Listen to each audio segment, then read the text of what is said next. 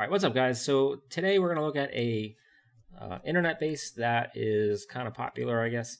And in this war we were in, they were running this base twice. So I hit it both times. I used a similar strategy, but I changed stuff. I changed a little bit, and we're going to take a look at it and see how I did it. So basically, we're going to do a queen walk to handle the CC and the defending archer queen. And we're also going to do a BK walk, and in this case we're using some Valks to go with the BK. In the next video I used bowlers instead, and I had a different entry point for the king. So in goes the queen.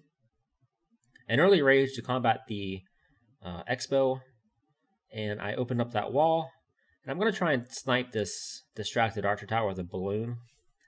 So it's not going to work out because of that black bomb, and I'm going to go ahead and reinforce it. Really no good reason for me to do that there, except to try to steer the king counterclockwise. But you'll see here in a second, the king's going to go clockwise anyway, despite what I did with the balloon. So the clan castle comes out. They almost go for the king. It's a good thing they didn't. Alright, so the king's out. The Valks are down. We're going to go and rage them up because of the Inferno Tower, and try to haste some balloons towards that Inferno Tower. Meanwhile, we're going to put down one balloon at 9 o'clock to get an archer tower, and that's going to fail as well. So a couple mistakes here in this attack, but you don't know all the traps, so whatever. And now a Lalo on the back end part, and I want you to pay attention to the single Inferno Tower. So, of course, because it's in an island, the troops are designed to go around. And my balloons do target it, but it's not going to be quite enough. So that's going to be something I look at correcting in the second attack. You don't want that single target Inferno. You don't want any Inferno Tower standing this long. So luckily the queen steps up and she is able to get the Inferno Tower before it gets her. So now just one defense left. Well, two, I guess, with the Tesla as well. But we're not looking bad. We're looking pretty good, but it's not that convincing. So, of course, I was excited at this point. I could tell it was going to be 3, but in the second attack, the Expos are all maxed out for a total of 10.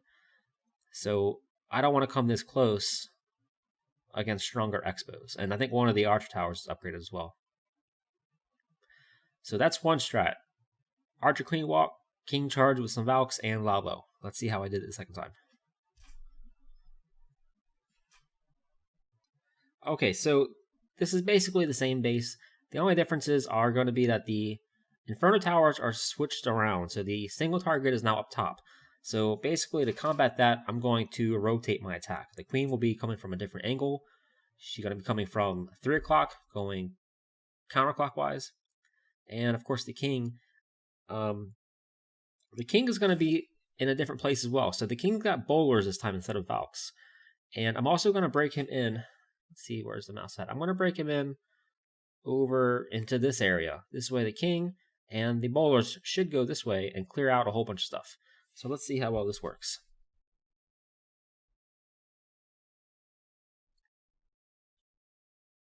Okay, so the Queen's down. You're going to see I'm going to put a breaker down. And of course, I was a little too quick with that. Now the problem is I only brought enough breakers to do the job I needed them to do, so I need to use a rage a little bit early in order to get that wall open. No harm, no foul. So the rage is going to keep her at full, and she's going to get through that Expo. No problem. At this point, I'm wondering if I can save the ability, but it's not worth risking it. Especially since once the Expo goes down, there's not that much DPS coming at her, so just go ahead and use it. Make sure she stays alive. And then the second part of the attack is going to be these giants, a couple wizards, a couple wall breakers, the King, and the bowlers. Now I zoomed out away from the Queen, because at this point, the Queen's doing her job, and I'm not even looking at her. I really want to, but there's just too much going on to look at everything, so I'm making sure that goes well. So that part is going well. So here comes the Lalo, some preemptive haste. And I'm going real heavy on the balloons at first. Now, the reason for that is because these balloons that are the first set of balloons, those are going to be the balloons that go after the Inferno Tower. And that's something we learned from or at least they should. Hopefully they do, after I said it. So I went real heavy in order to get the Inferno Tower. And it's going to go down a whole lot better than the first Inferno Tower did, compared to the last video. So we did leave the multi-target Inferno Tower standing. But the damage it's dealing out isn't really... I mean, it's potent and all, but not enough to handle all these balloons. So to me, in my eyes, this is way stronger of a strategy than the first attack.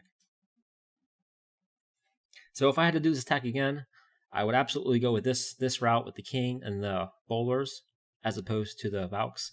And also, I think having the king go into this compartment right here, I think that was way better than having him go into this compartment, facing the Inferno Tower. So that's my 2 cents.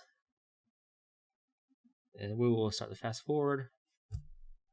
So that's pretty much it. It's, of course, an internet base, so I'm sure you guys probably can come up with tons of other ways to do this, but those were the 2 ways I came up with. So that's going to be it for today. Thanks for watching. Keep up the fire.